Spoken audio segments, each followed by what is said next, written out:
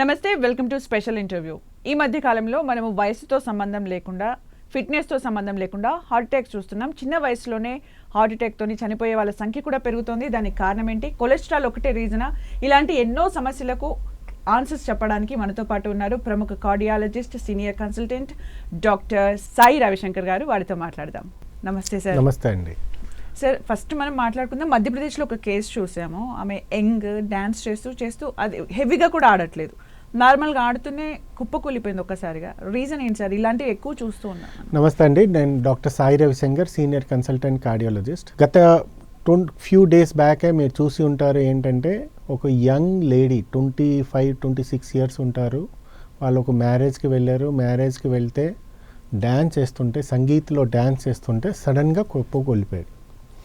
So దాని గురించి చాలా మా డాక్టర్స్ ఫెటర్నిటీలో, కార్డియాలజీ ఫెటర్నిటీలో కూడా డిస్కషన్ జరిగింది. ఇవాళ రేపు మేము చాలా చూస్తున్నాం. ఈవెన్ రాజ్ కుమార్ గారు అని, చాలా సెలబ్రిటీస్ అని సడన్గా ఎక్సర్సైజ్ చేసుకుంటూ కూడా మేము కొలాప్స్ అవ్వడం చూడడం. ఇవన్నిటికీ 3 కారణాలు ఉంటాయి. ఒకటి, ఈ కేసు మీరు మధ్యప్రదేశ్ అని చెప్పారు, దాని కేసులో మేము చూడాలి అంటే వాళ్ళ పాస్ట్ హిస్టరీ, వాళ్ళ ఫ్యామిలీ హిస్టరీ చూస్తే వాళ్ళ యంగర్ బ్రదర్ 12 ఇయర్స్లోనే సడన్ కార్డియాక్ డెత్ అయ్యారు. ఒక పర్సన్, ఒక ఫ్యామిలీలో ఎవరైనా first degree relative, first degree అంటే mother, father, brothers, sisters, sudden cardiac death, ఎవరైనా ప్రీ మెచ్యూర్ డెత్ అంటారు, చేశారనుకోండి, మీరు ఖచ్చితంగా ఒక కార్డియాక్ చెకప్ కంపల్సరీ చేసుకోవాలి. ఏంటేంటి? Basic ECG, echocardiography, sugar test, creatinine test చేసుకోవాలి. దానివల్ల ఏం తెలుస్తుంది అంటే 3 రీజన్స్ ఏది ఉన్నదో మీకు సడన్ కార్డియాక్ డెత్ అవుతుంది. ఒకటి, ఈ కేసులో అవుతున్నది హైపర్ట్రోపిక్ కార్డియోమయోపతి, అంటే హార్ట్ మసిల్స్ ఏదో చాలా థిక్ అయిపోతుంది. ఇవన్నీ మోర్ ప్రోన్ ఫర్ ఎరిథిమియాస్, అంటే హార్ట్ రేట్ ఏది ఉంటుందో సడన్గా రైజ్ అయిపోతుంది. ఒక యాంగ్జైటీ వస్తే మా హార్ట్ రేట్ 60-100 ఉండాలి.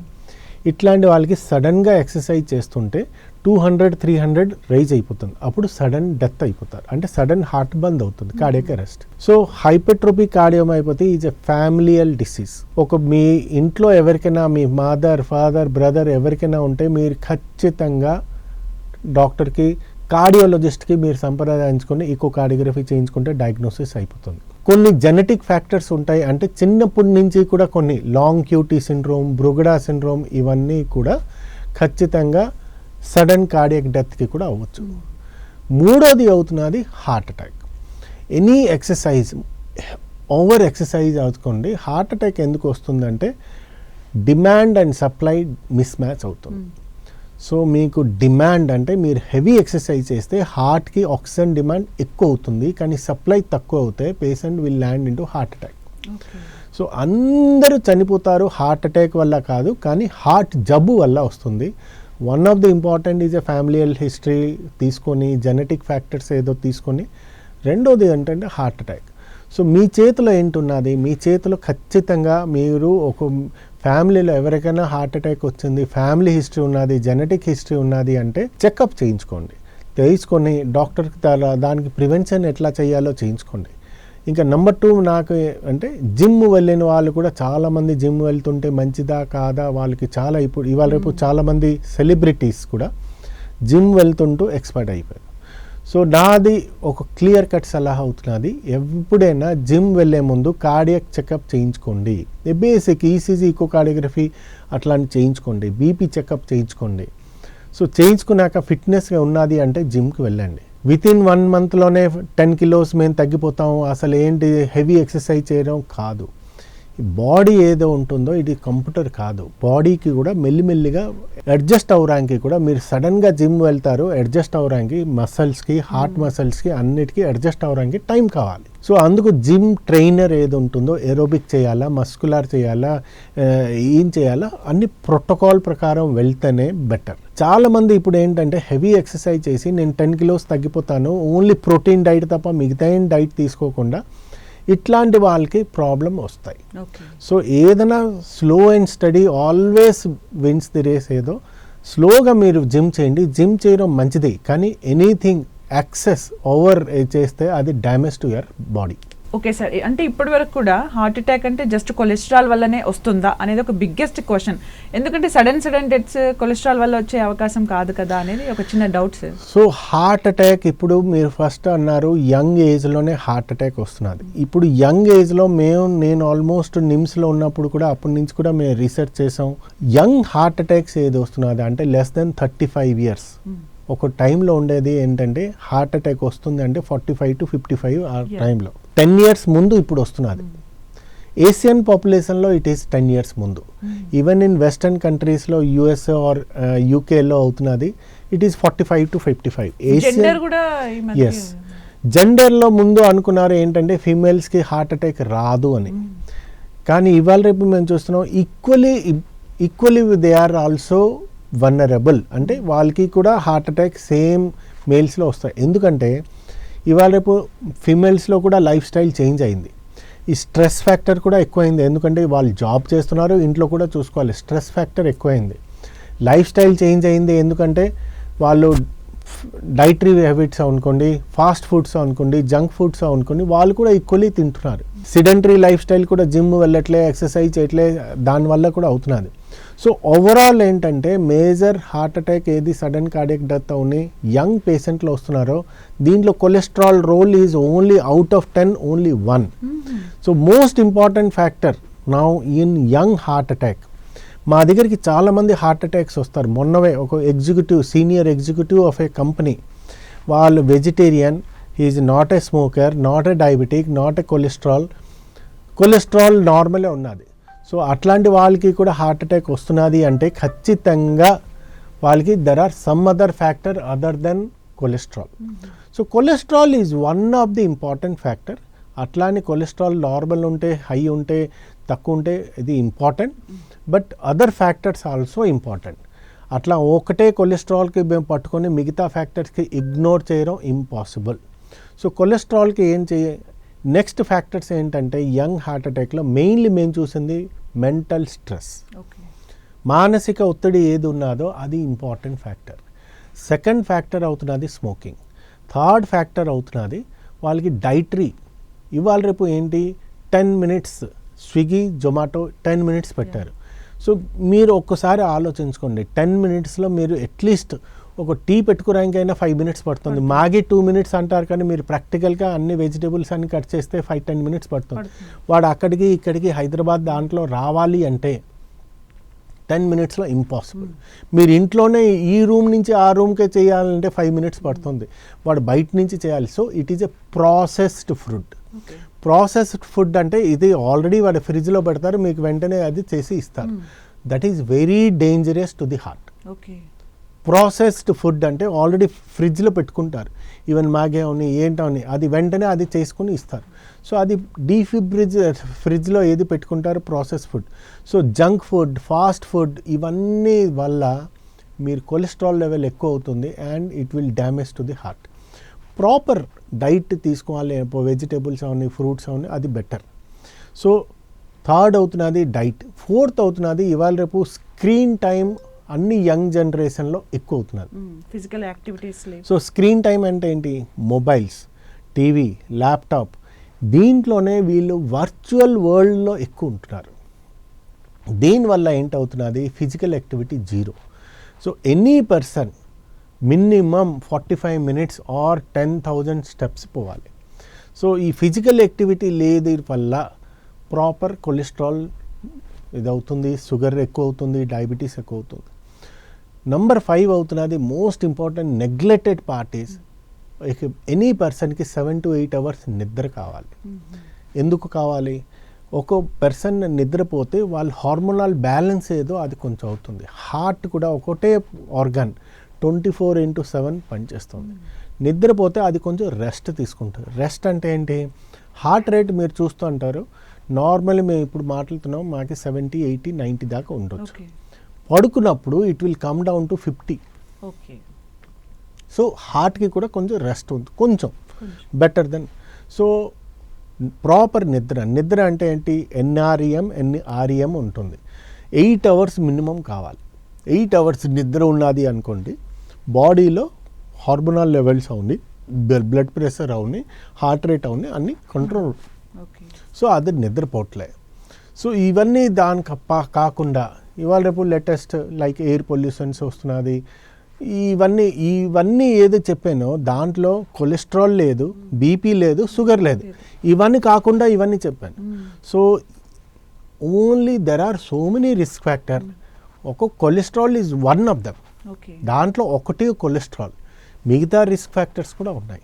సో కొలెస్ట్రాల్లో మేము చూసాం చాలామంది హార్ట్ అటాక్ వచ్చినప్పుడు కొలెస్ట్రాల్ కూడా నార్మల్ ఉన్నది.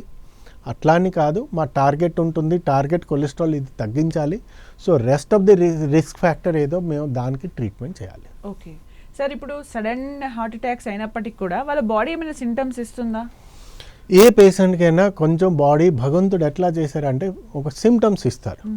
మోస్ట్ ప్రాబ్లం ఏంటి అవుతున్నది అంటే జనాలు వాళ్ళు సెల్ఫ్ డయాగ్నోసిస్ చేసి ఫస్ట్ దాని తర్వాత గూగుల్ డాక్టర్కి వెళ్ళి, థర్డ్ అవుతున్నది ఆర్ఎంపీ డాక్టర్కి వెళ్ళి, ఫైనలీ ల్యాండ్ ఏమిటో ఫార్మసీ డాక్టర్. అంటే ఈ నలుగురు ఫేకే. గూగుల్ డాక్టర్ కూడా ఫేకే, ఫార్మసీ డాక్టర్ కూడా pharmacy he is not a doctor, RMP doctor కూడా ఫేకే. ఇవన్నీ అండ్ సెల్ఫ్ డయాగ్నోసిస్ చేసి ఈ 4 వల్ల వాళ్ళు చాలా లేట్ చేసుకుంటున్నారు. మాకు ఏదైనా హార్ట్ అటాక్ వస్తుందంటే గోల్డెన్ అవర్ ఉంటుంది. వితిన్ 1 hour to 3 hours లోపల వస్తుంది అంటే వెంటనే మేము ట్రీట్మెంట్ చేయవచ్చు. సో లక్షణాలు ఉంటాయి ఖచ్చితంగా. కొంచెంమందికి అన్ని వేరే వేరే, అందరికీ ఒకలాగే లక్షణాలు రావు. ఫర్ ఎగ్జాంపుల్ మోస్ట్ కామన్ లక్షణాలు అవుతున్నది చెస్ట్ పెయిన్ వస్తుంది, left side, left hand pain వస్తుంది, స్వెట్టింగ్స్ వస్తాయి, ఆయాసం దమ్ములాగా వస్తుంది, ఇవన్నీ. అండ్ ఫెటిగ్ అంటే బాగా అలసట అయిపోతారు. అండ్ మోస్ట్ ఇంపార్టెంట్, మీరు హార్ట్ అటాక్ అంటే కొంచెం నడుస్తే నొప్పి ఎక్కువ అవుతుంది, కొంచెం కూర్చుంటే రిలాక్స్ అవుతే తగ్గిపోతుంది. That is typical. ఓకే, మీకు ఎసిడిటీ పెయిన్ అనుకోండి, కడుపులోనే నొప్పి వస్తుంది, ఖాళీ కడుపులో ఉన్నప్పుడు ఎక్కువ వస్తుంది, లేకపోతే తిన్న తర్వాత కొంచెం ఏదైనా పెరుగున్న ఏదైనా తింటే కొంచెం తగ్గిపోతుంది. అది క్రోనిక్, 1-2 years పెట్టి వస్తుంది, అది క్రోనిక్. సో ఏ నొప్పి అయినా కొంచెం నడుస్తే నొప్పి వస్తుందో అది కొంచెం ఖచ్చితంగా హార్ట్ అటాక్ అవ్వచ్చు. కూర్చుంటే తగ్గిపోతుంది, కొంచెం నడుస్తే ఎక్కువ అవుతుంది, ఆయాసం అని, ఛాతి నొప్పి అని, అట్లీస్ట్ ఒక కార్డియాలజిస్ట్కి చూపెట్టుకోండి. నెంబర్ 2 అవుతున్నది ఛాతి నొప్పి అందరికీ రాదు, కొంచెంమందికి కూడా రాదు. ఫర్ ఎగ్జాంపుల్ ఎవరికి డయాబెటీస్ ఉన్నదో వాళ్ళకి కూడా చెస్ట్ పెయిన్ రాపోవచ్చు. సో డయాబెటిక్స్ పేషెంట్స్కి ఏంటంటే మెయిన్లీ ఆయాసం, దమ్ము వస్తుంది, చెమట్లు వస్తాయి, ఫెటిగ్, బాగా అలసిపోయినట్టుగా ఉంటారు. అందుకు వాళ్ళకి సైలెంట్ హార్ట్ అటాక్ కూడా రావచ్చు వితౌట్ చెస్ట్ పెయిన్. సో ఇవన్నీ లక్షణాలు ఉంటాయి, ఖచ్చితంగా ఉంటాయి. ఎవరికి జీరో అని కాదు, ఖచ్చితంగా ఉంటాయి. మీరు ఈ లక్షణాలకి మీరు తెలుసుకొని వెంటనే నియరెస్ట్ డాక్టర్ దగ్గరికి వెళ్ళి అట్లీస్ట్ ఒక ఈసీజీ, ఇకోకార్డియోగ్రఫీ ఈసీజీ 100 రూపీస్లో అవుతుంది, చేయించుకుంటే ఖచ్చితంగా వీ కెన్. అండ్ మీరు ఎంత తొందరగా మీరు డాక్టర్ దగ్గరికి వెళ్ళి డయాగ్నోసిస్ చేసుకొని ట్రీట్మెంట్ చేయించుకుంటారో you can save your life. అలాగే సార్, అంటే నిద్రలో చనిపోయారు అని చెప్తారు కదా, అవన్నింటికి కూడా heart attack reason? Mostly heart attack. Okay, నిద్రలో కూడా వెరీ రిలాక్స్డ్ కదా, ఎందుకు? లేదు, ఇప్పుడు ఇవన్నీ మీరు అనుకుంటారు, కానీ వాళ్ళకి స్ట్రెస్ లెవెల్ ఏది ఉంటుందో రాత్రిపూట స్ట్రెస్ లెవెల్ ఎక్కువే ఉంటుంది. సో చాలామంది స్ట్రెస్ లెవెల్ ఎక్కువ ఉన్న వల్ల more cortisol, more adrenaline, more dopamine release అయ్యి అది కూడా అవ్వచ్చు. సో నిద్రలో కూడా మోస్ట్లీ హార్ట్ అటాక్ ఉంటుంది. ఓకే సార్, చిన్న పిల్లలు అంటే కడుపులో ఉన్నప్పుడే కొన్ని టెస్టులు చేస్తూ ఉంటారు, వాళ్ళకి సర్జరీస్ కూడా చేసే వీలు ఉంటుందా? ప్రీ నెటల్ చెకప్ అంటారు. ప్రీ నెటల్ అంటే ఒక పర్సన్ గర్భవతి టైంలోనే ప్రీ నెటల్ చెకప్ చేస్తారు. దాంట్లో బిడ్డకి ఏదైనా హార్ట్ ప్రాబ్లం ఉన్నదా లేదా తెలిసిపోతుంది, ఆర్ మిగతా ప్రాబ్లం కూడా తెలుస్తుంది. సో ప్రీ నెటాల్ చెకప్ అన్నీ చేసుకుంటే కొంచెం కొన్ని జబ్బులు ఏదో ఉంటుందో genetic are congenital heart disease అంటారు, అది కొన్ని తెలుస్తుంది. దానివల్ల హార్ట్ అటాక్ వస్తుందో లేదో కాదు, హార్ట్ జబ్బులు ఉన్నాయా లేదా మాకు తెలిసిపోతుంది. ఓకే సార్, అలా తెలుసుకున్న తర్వాత ట్రీట్మెంట్ ఎలా ఉంటుంది? ట్రీట్మెంట్ అంటే ఇప్పుడు కొన్ని ట్రీట్మెంట్ గర్భ టైంలోనే మేము చేయొచ్చు, కొన్ని ట్రీట్మెంట్ డెలివరీ తర్వాత చేయొచ్చు. ఓకే, వన్స్ అంటే ఒకసారి ఆపరేషన్ కానీ దేనికైనా చేస్తే అది లైఫ్ లాంగ్ అలా ఉంటుందా? సేఫే. కొన్ని ఆపరేషన్స్ ఉన్నాయి, లైక్ ఫర్ ఎగ్జాంపుల్ హార్ట్లో హోల్స్ ఉన్నాయి, ఇవన్నీ ఒక్కసారి మీరు లైఫ్లో చేస్తే ఇంకా లైఫ్ లాంగ్ ఇంకేం పట్టించుకోకలే. కొన్ని కంజెనిటల్ సైనోటిక్ హార్ట్ డిసీజ్ ఉంటాయి, అంటే ఇంప్యూర్ బ్లడ్ ప్యూర్ బ్లడ్ కలిసిపోతుంది, అట్లాంటివి కొన్ని పర్మనెంట్గా ఉంటాయి. ఈవెన్ కొన్ని డిసీజెస్ ఉంటాయి, complex congenital cyanotic heart disease అంటారు. అవన్నీ ఏంటంటే అంటే పిల్లలు సడన్గా బ్లూ కలర్ అయిపోతారు. అట్లాంటిది ఏంటంటే కొన్ని ఆపరేషన్ చేసిన తర్వాత కూడా కొన్ని రెసిడ్యువల్ డ్యామేజ్ ఉంటుంది. ఓకే సార్, అంటే ఇప్పుడు చిన్నపిల్లలకి ఏ ఏజ్ నుంచి ఈ స్క్రీనింగ్స్ చేయిస్తే బాగుంటుంది? స్క్రీనింగ్ ఈవెన్ ప్రీ నెటల్ అంటే గర్భ టైంలోనే 20 వీక్స్ తర్వాత ఎప్పుడైనా మీరు చేసుకోవచ్చు. సో 20 వీక్స్ టైంలోనే మీరు ప్రీ నెటల్ చెకప్ చేయించుకొని దాని ప్రకారం తెలుసుకోవచ్చు. ఇంకా పిల్లలు పుట్టిన తర్వాత ఫ్రమ్ డే 1 నుంచి ఈవెన్ వితిన్ 6 months లోపల మీరు చేయించుకుంటే దాంట్లో కొన్ని రేరెస్ట్ డిసీజ్ ఉంటాయి, కానీ మీకు తెలిసిపోతుంది, ఖచ్చితంగా తెలిసిపోతుంది. ఓకే సార్, అంటే ఏజ్తో సంబంధం లేకుండా అందరూ ఇవన్నీ చేయించుకుంటే బెటర్ అని చెప్తారా? ఎస్, ఏదైనా ఫర్ అడల్ట్, చిన్నపిల్లలు కాకుండా any person more than 18 years ఉన్నారు అనుకోండి, ఏ బేసిక్ చెకప్ చేయించుకుంటే బెటర్. దానివల్ల మీకు ఏంటి బెనిఫిట్ అవుతుందంటే, మీకు బీపీ ఉన్నదా, షుగర్ ఉన్నదా, కొలెస్ట్రాల్ ఉన్నదా, హార్ట్లో ఏదైనా ముందు నుంచి జబ్బు ఉన్నదా, ఈసీజీలో ఏం చేంజెస్ ఉన్నదా, ఈకోలో ఏం చేంజెస్, ఒక బేసిక్ ఐడియా వస్తుంది. సపోజ్ మీకు ఒక బార్డర్ లైన్లో ఉన్నది అనుకోండి, డాక్టర్ సజెస్ట్ చేస్తారు మీకు ప్రికాషన్స్ ఏంటి, how to prevent heart attack, ఫర్దర్లో ఏంటి అది మీకు తెలుస్తుంది. సో ఇవన్నీ నేను రిస్క్ ఫ్యాక్టర్ ఏదైతే చెప్పానో దీనికి ప్రివెన్షన్ కూడా మీరు కరెక్ట్ చేసుకోవచ్చు. ఫర్ ఎగ్జాంపుల్ మీరు సపోజ్ జంక్ ఫుడ్స్ తీస్తున్నారు, జంక్ ఫుడ్ బంద్ చేయాలి ఖచ్చితంగా. దానికి స్విగ్గీ అవని, జొమాటో అవని, any junk food, fast food 100% damage హార్ట్కి వస్తుంది. సరే, occasionally once in a month అవని, ట్వైస్ ఇన్ ఏ మంత్ అంటే ఓకే, బట్ వీక్లీ 5 days మేము జంక్ ఫుడ్ తింటున్నాం అంటే definitely it is bad. Not only to heart, even to the liver అవని, స్టొమక్ అవని, అన్నిటికీ బ్యాడ్. ఏం తీసుకోవాలి? More vegetable, more salads, more protein diet. ఇవన్నీ మీరు తీసుకుంటే వెజిటేబుల్స్ అవన్నీ, ఫ్రూట్స్, మోర్ ఫ్రూట్స్ తీసుకున్నారనుకోండి, always it is good to health. So ఇది స్మోకింగ్ డెఫినెట్లీ బంద్ చేసుకోవాలి. Third, minimum 45 minutes per day exercise చేయాలి.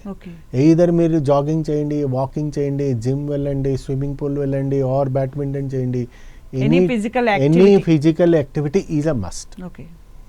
సో ఫిజికల్ యాక్టివిటీ చేస్తే మీకు ఇవాళ రేపు ఏంటంటే ఇండియాలో ఒబేసిటీ ఏదో రోజు రోజుకి పెరిగిపోతుంది. నౌ ఎక్స్పాన్షియల్ 20 times పెరిగిపోయింది. సో ఈవెన్ చిన్నపిల్లలు కూడా ఇవాళ రేపు ఒబేస్ అయిపోతున్నారు, BMI more than 30 వస్తున్నారు. సో ఇవన్నీ ఫిజికల్ యాక్టివిటీ లేకుండానే ఇవన్నీ అవుతున్నారు.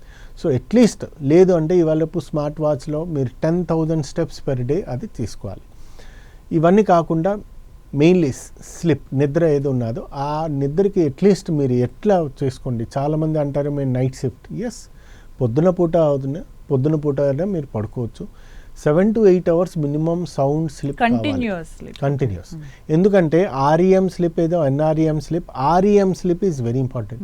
అది ఎప్పుడు కంటిన్యూస్ అవుతూనే అవుతుంది, లేకపోతే బ్రేక్ అయిపోతుంది.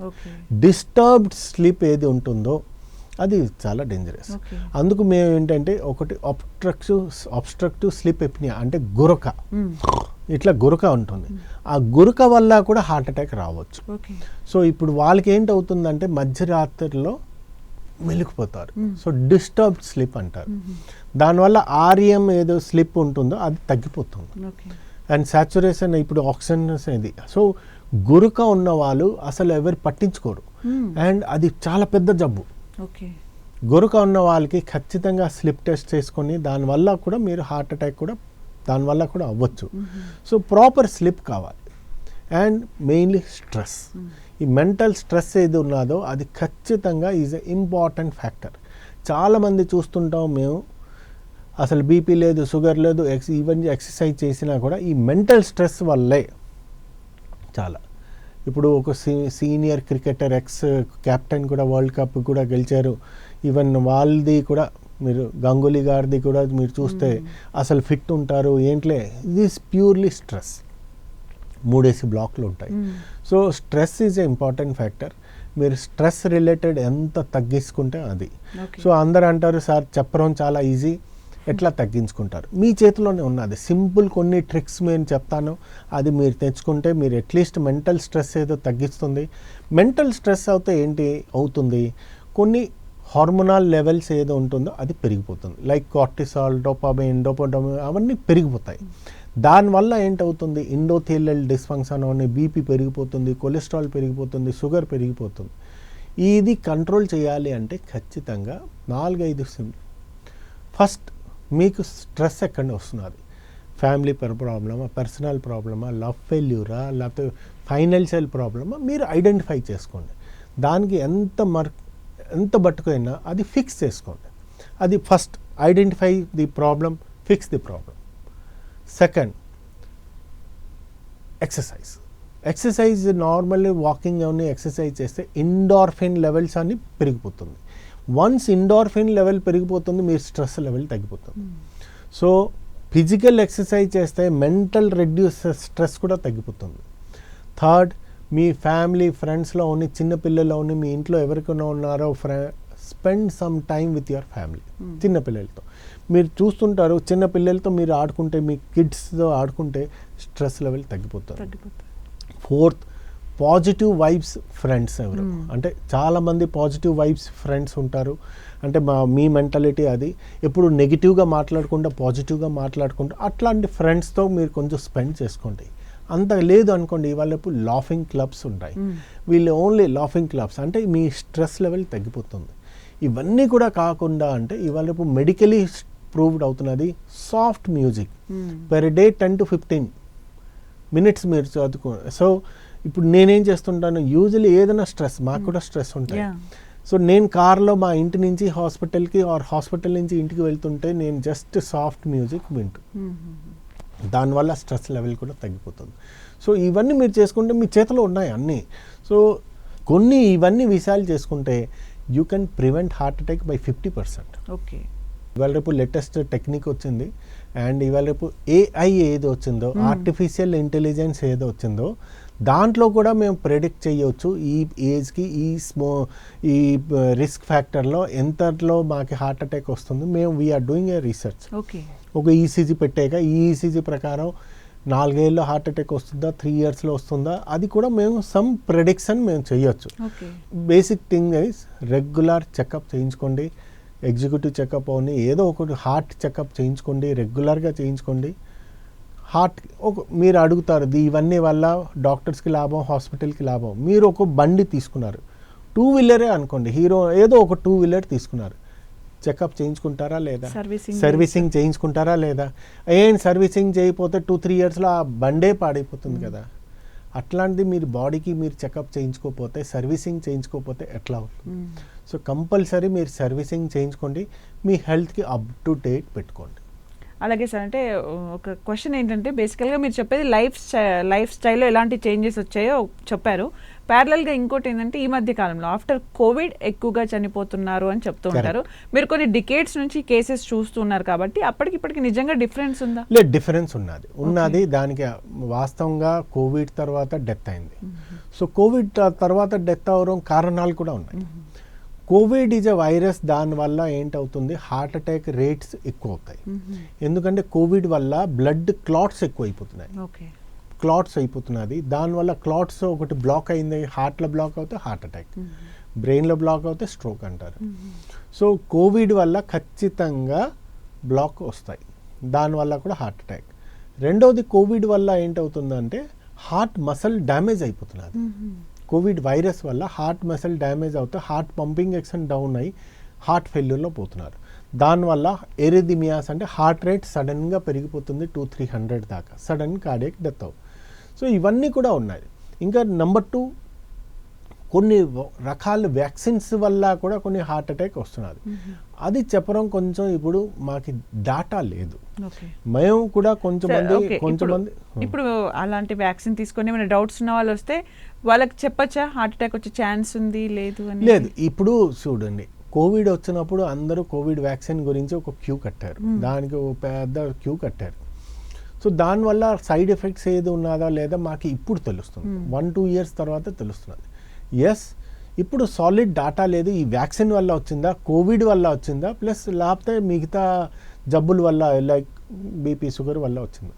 ఎస్, కోవిడ్ వచ్చిన వాళ్ళకి హార్ట్ అటాక్ ఛాన్సెస్ ఎక్కువ. కోవిడ్ వ్యాక్సిన్ వేసుకున్న వాళ్ళకి హార్ట్ అటాక్ ఎక్కువ వస్తుందా లేదా మేము చూస్తున్నాం. కోవిడ్ వ్యాక్సిన్ వేసుకున్న వాళ్ళకి కూడా ఆ టైంలో ఎక్కువ వచ్చింది. ఇప్పుడు ఆల్మోస్ట్ సెటిల్డ్ అవుట్. ఓకే, అలాగే సార్ ఇంతకుముందు మీరు ఫీమేల్స్ మేల్స్ గురించి కూడా చెప్పారు కదా, ఈ కేసెస్ ఎక్కువగా ఎప్పటి నుంచి చూస్తున్నారు? ఇప్పుడు అండ్ దట్ ఏషియన్ కంట్రీస్ లో ఎక్కువ అంటారు సార్. ఈ రిస్క్ ఫ్యాక్టర్ ఏదన్నా స్ట్రెస్ ఉన్నాయి. ఫీమేల్స్కి ఈక్వల్లీ స్ట్రెస్, మేల్కి ఎక్కువ స్ట్రెస్. ఇవాళ ఫీమేల్స్ కూడా 50%, మోర్ దెన్ 50% వర్కింగ్ ఉమెన్ ఉన్నారు. వాళ్ళకి కూడా స్ట్రెస్ లెవెల్ ఎక్కువ.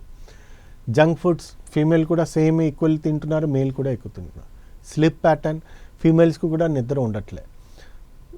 Smoking, yes, somewhere in India little bit less, but in foreign countries smoking is equal. So ఇవన్నీ చూస్తుంటే and sedentary lifestyles, gym, ఇది ఎక్సర్సైజ్ అనుకోండి, ఫీమేల్స్ కూడా ఎక్కువ చేయట్లేదు. ఆల్ రిస్క్ ఫ్యాక్టర్ ఈక్వల్లీ ఉన్నప్పుడు హార్ట్ అటాక్ కూడా ఈక్వల్లీ వస్తున్నది. ఒక టైంలో 1980s or 90sలో కొంచెం ఫీమేల్స్కి చాలా ఛాన్సెస్ ఓన్లీ 30%, మేల్స్కి 70% ఉండేది. ఇప్పుడు ఆల్మోస్ట్ 50% ఇద్దరికి రావడం ఛాన్సెస్. సో మీరు ఫీమేల్స్ అవుతే మీకు హార్ట్ అటాక్ రాదు అని ఏది అనుకుంటున్నారో అది వాస్తవం కాదు. మీరు కూడా కరెక్ట్గా ఏది మేల్స్ ఎట్లా ఉన్నాయి ఎవరిగా ఉన్నాయి ప్రొటెక్షన్ చేసుకోవాలి, లైఫ్ స్టైల్ మోడిఫికేషన్ చేయాలి, జనరల్ చెకప్ చేయించుకోవాలి, మీరు హార్ట్కి అప్ టు డేట్ పెట్టుకోవాలి. అలాగే లేటెస్ట్ టెక్నాలజీస్ ఏమైనా ఉన్నాయా సార్, అంటే హార్ట్ అటాక్స్కి సంబంధించి, సర్జరీస్కి సంబంధించి? ఎస్, లేటెస్ట్ అంటే ఇప్పుడు మీరు సపోజ్ ఒక హార్ట్ అటాక్ వచ్చారు, within 1 hour or within 3 hours మీరు గోల్డెన్ అవర్లో మీరు వచ్చారు అనుకోండి, immediately any cath lab center immediately will take to cath lab. ఆ బ్లడ్ క్లాట్ ఉన్నదో దానికి రిమూవ్ చేసి ఆర్ థ్రోంబోసెక్షన్ చేసి ఆర్ తీసి అక్కడ ఒక స్టంట్ పెడతారు. అవసరం ఉంటే స్టంట్ పెడతారు, లేకపోతే లేదు. సో ఇది ప్రైమరీ ఎంజియోప్లాస్టీ ఏది చేస్తారు, it is a life saving. మేము రోజుకి ఒక 4-5 చేస్తుంటాము పీటీసీఎల్, బాగా life saving. It is definitely life patient. అదే మీరు కొంచెం లేట్గా 6 hours అవుని 12 hours అవుని 24 hours తర్వాత వచ్చారనుకోండి, ఈ లోపల హార్ట్ డ్యామేజ్ అయిపోతుంది. సో అది మీరు స్టంట్ వేసిన తర్వాత కూడా పేషెంట్కి ఆయాసం ఉంటుంది. సో ఇది heart damage. So golden hour లోపల వస్తే మేము లేటెస్ట్ టెక్నిక్ ప్రకారం మేము అన్నీ చేయవచ్చు. Okay, thank you so much sir. అంటే ఈ మధ్య కాలంలో ఎలాంటి కేసెస్ చూస్తున్నారు వాటన్నింటి కూడా క్లియర్గా ఎక్స్ప్లెయిన్ చేసినందుకు thank you so much. Thank you అండి, థ్యాంక్ యూ. చూసారు కదండి, ఇది వాళ్ళ స్పెషల్ ఇంటర్వ్యూ. మరో అంశంతో మళ్ళీ కలుద్దాం. Keep watching 10 TV.